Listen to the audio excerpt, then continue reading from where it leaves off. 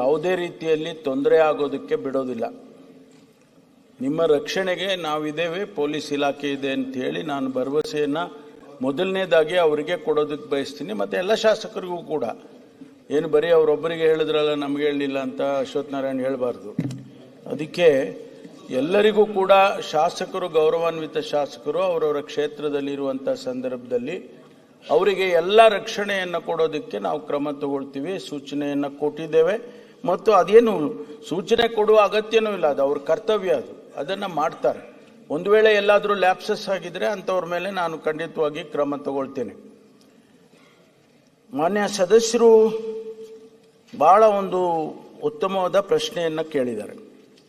ಈ ಮರಳು ದಂಧೆ ಬರೀ ದೇವದುರ್ಗ ತಾಲೂಕಿಗೆ ಮಾತ್ರ ಸೀಮಿತವಾಗಿ ಇಲ್ಲ, ಇಡೀ ರಾಜ್ಯದಲ್ಲಿ ಈ ಮರಳು ದಂಧೆ ಆಗ್ತಾ ಇರೋದನ್ನು ನಾವು ಭಾಳ ವರ್ಷಗಳಿಂದನೂ ಕೂಡ ಗಮನಿಸಿದ್ದೀವಿ. ಅದಕ್ಕೆ ಏನೇನು ಸಂದರ್ಭದಲ್ಲಿ ಕ್ರಮ ತಗೋಬೇಕೋ ಅದೆಲ್ಲ ತಗೊಂಡಿದ್ದೀವಿ.